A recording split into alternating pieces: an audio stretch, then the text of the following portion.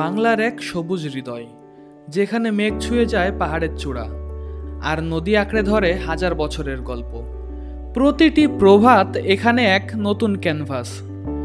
প্রকৃতির নিঃশব্দ ভাষায় মুগ্ধতা ছড়িয়ে পড়ে চারিপাশে। এটা শুধু একটি জায়গা নয়, এটা এক অনুভব, এক ছন্দ, এক লুকিয়ে থাকা স্বর্গ। Welcome to Kaptai blog, last part.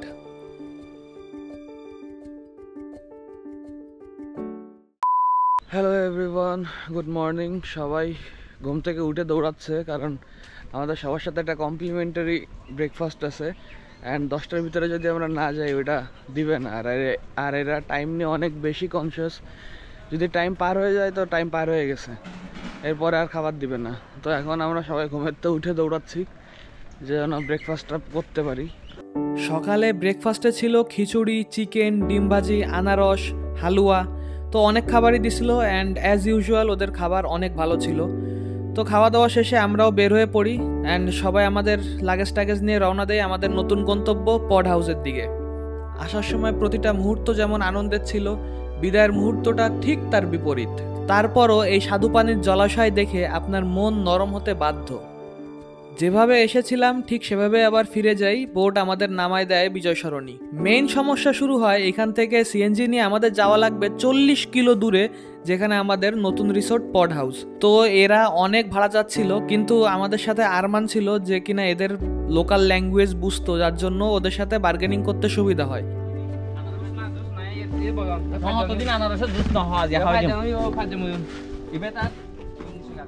তো অবশেষে আমরা বার্গেনিং যুদ্ধে জয়লাভ করি আর এই আঁকাবাঁকা পাহাড়ি রাস্তা ধরে গন্তব্যে পৌঁছাতে লাগি। ততক্ষণে লেটস এনজয় দ্য ভিউ।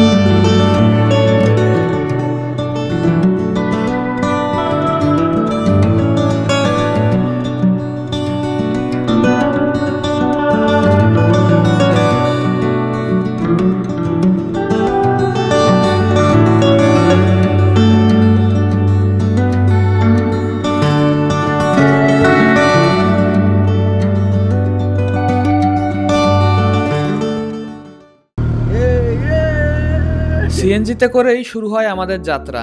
গন্তব্য নিঃস্বর্গ পড হাউস। সামনে এখনও 40 কিলোমিটার পথ, আর সেই চিরচেনা পাহাড়ি আঁকাবাঁকা হঠাৎ করে উঁচু নিচু হয়ে যাওয়া পথ যেন এক অজানা অভিযানের ডাক। পথ চলতে চলতে হঠাৎ গ্যাস রিফিল করার জন্য সিএনজি থামে। সামান্য একটা বিরতি হলেও কিছুক্ষণ পর জানতে পারি সিএনজি নষ্ট। তো আবার নতুন সিএনজি নিয়ে আমরা রওনা দেই আমাদের গন্তব্যের দিকে। ন্যাচারাল থাকা আমার দিকে তাকাস কেন? Bruh. Bruh.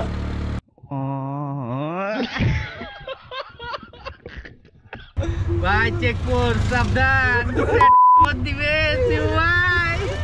सैया ने देखा ऐसे मैं पानी सैया देख बे भाई तुम्हारे को सैया देख बे भाई बोल भाई 1 मिनट काने করে দাঁড় করে রাখবি তো আর দেখিস না সৈয়াটা কইবে কুল দিবু সুমিক ভাই বলবে এই পুরোপুরি কুল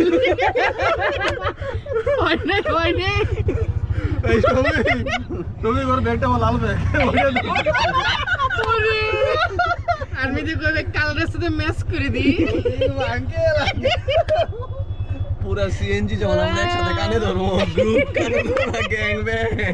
কিছু দূর যেতেই পথের রূপ বদলে গেল। রাস্তা ক্রমেই উপরে উঠে চলেছে এক অজানা উচ্চতার দিকে। চাকার শব্দের উপর ভর করেই উপরে উঠতে থাকি আমরা, আর চারপাশে প্রকৃতি যেন প্রতি মুহূর্তে রূপ বদলাতে থাকে। এক সময় মনে হলো প্রকৃতি যেন হাত নাড়িয়ে আমাদের ডাকছে, নীরব কিন্তু গভীর এক আহ্বান।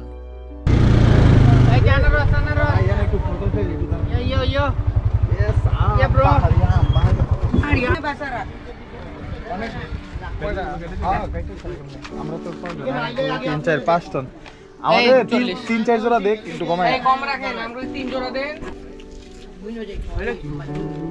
রক্তগোলা নতুন নাম রক্তগোলা রক্তগোলা না দেখছো ওই দেখ শোন রক্তগোলা ওই দেখ আগে হতো এখন এদিকে চলে এসছো দিকে নাই রক্তগোলা দেখছো লেখাইতেছেন তো দেবন পুষ্টি রক্তগোলা তো আপনি কইলেন ভাই কি কেমন রিও নিলেন দুলি লাগা গেছে বুঝছ না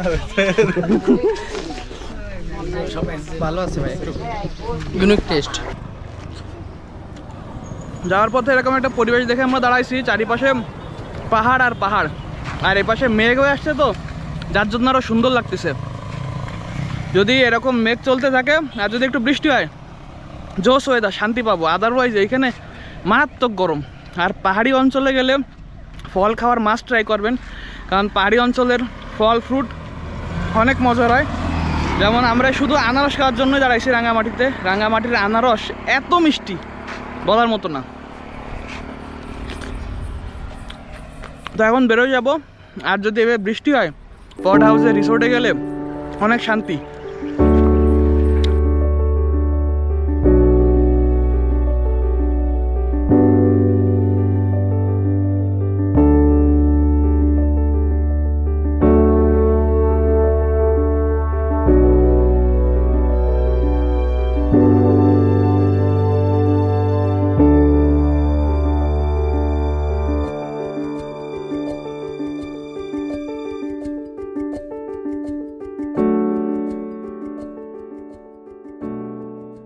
দীর্ঘ পথের ধুলো, ক্লান্তি আর রোমাঞ্চে ভরা যাত্রা শেষে পৌঁছে গেলাম নিঃস্বর্গ পড হাউসে।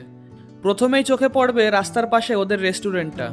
চোখে লাগানোর মতো সুন্দর খোলা জায়গা, যেখানে শুধু রিসোর্টের অতিথিরা নয়, বাইরের মানুষও ভিড় জমায় খাবারের স্বাদ নেওয়ার জন্য। আমরা যখন ঢুকি তখনও রেস্টুরেন্ট ভর্তি মানুষ। রেস্টুরেন্টের গা ঘেঁষে নেমে গেছে রিসোর্টের রাস্তা।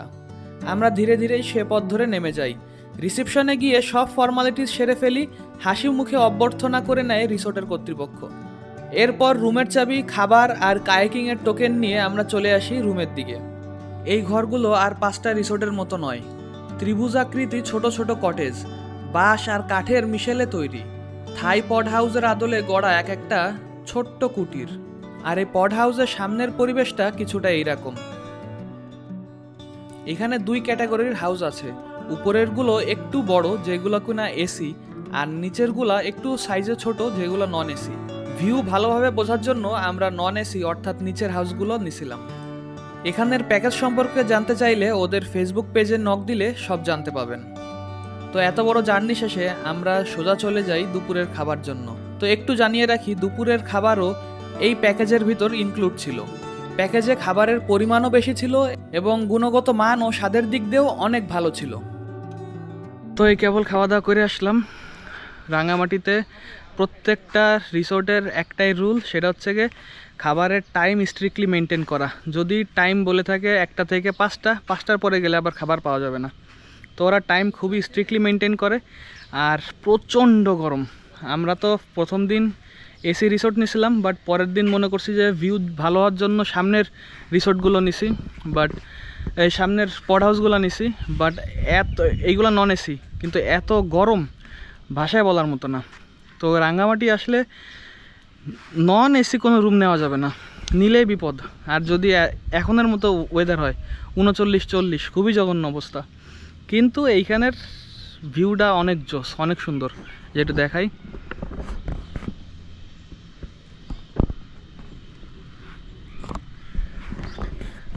তো এই পড হাউসে মানে প্যাকেজের ভিতরে খাওয়া দাওয়া সব ফ্রি এবং সাথে 30 মিনিট কাইকিং। তো বিকালের দিকে হয়তো কাইকিং করব। আর এই তো এই টাকার ভিতরে থাকা, খাওয়া, 3 বেলা খাবার, ব্রেকফাস্ট, লাঞ্চ, ডিনার সবই ফ্রি। অ্যান্ড জোস, খারাপ না। খাওয়া দাওয়া সেরে এই পড়ন্ত বিকেলে রুমের সামনেই হ্যামকে করে একটু ঝুল্লা খেতে থাকি। তো ফাইনালি বিকালবেলা কাইকিং করতে বেরোইছি। অ্যান্ড আমাদের প্যাকেজের ভিতরে কাইকিং ফ্রি ছিল 30 মিনিট। অ্যান্ড অনেক ভিড় ছিল, অনেক। তো ফাইনালি আমরা লাস্ট বোট, এরপর হয়তো বন্ধ করে দিবে।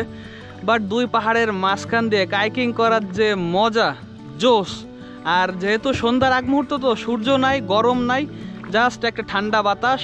আর আমার প্লেনের কো পাইলট মিস্টার হৃদয়। হৃদয় কি অবস্থা? সেই লাগতেছে না?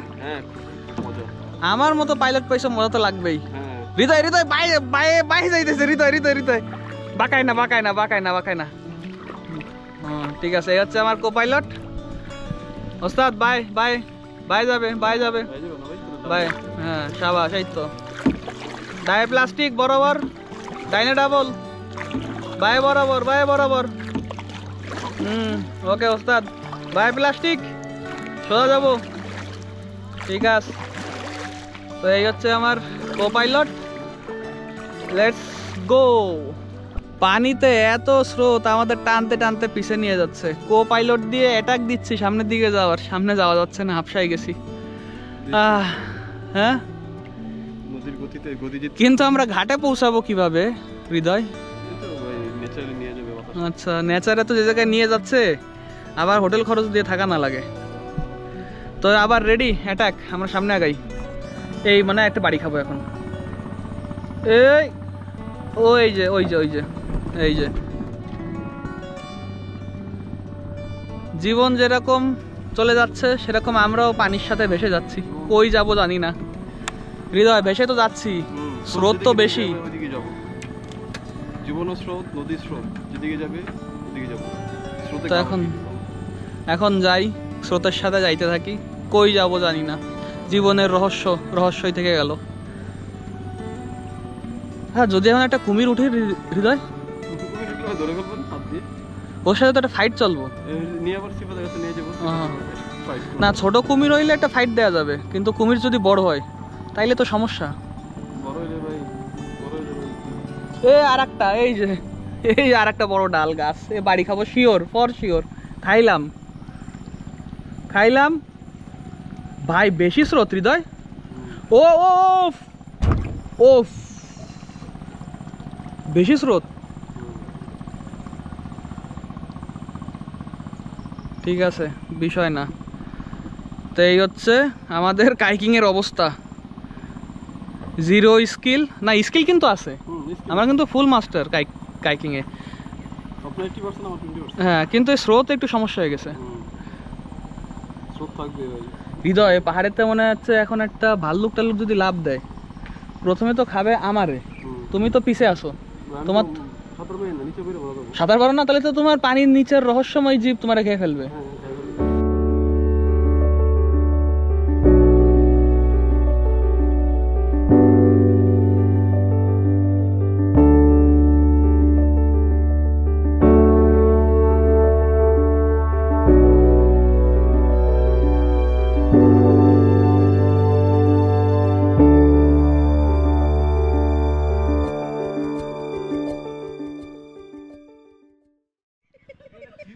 তো কাইকিং শেষ করে আসতে আসতে মোটামুটি মাগরিবের আজান দিয়ে দিছে, সন্ধ্যা নেমে আসছে।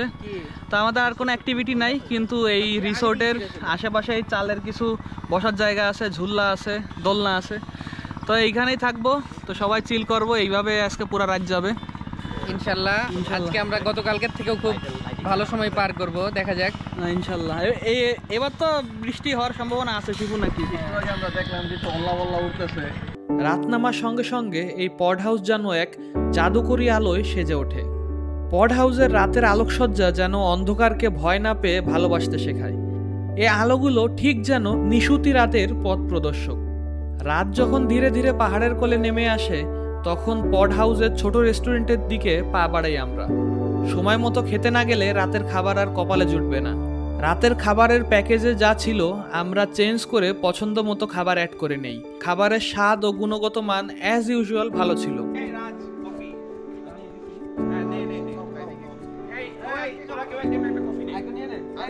খাওয়া দাওয়া শেষে শুরু হয় রাতের আসল গল্প। মাচায় বসে পুরো রাত কাটিয়ে দেই আমরা আড্ডা দিতে দিতে। সকালে ঘুম ভাঙতেই পর্দা সরিয়ে বাইরে তাকিয়ে দেখি এক অবিশ্বাস্য সুন্দর পরিবেশ আমাদের অপেক্ষা করছে। গত রাতের বৃষ্টির পর প্রকৃতি যেন ধুয়ে মুছে একদম নতুন রূপে ধরা দিয়েছে।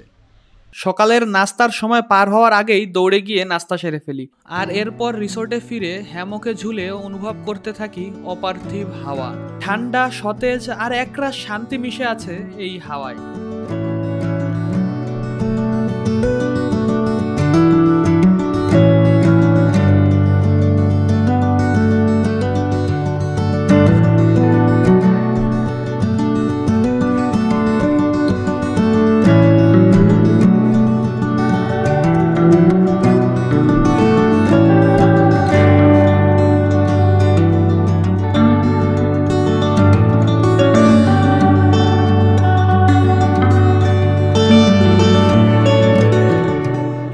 রাঙামাটিতে পার হয় আমাদের দ্বিতীয় দিন, অর্থাৎ শেষ দিন।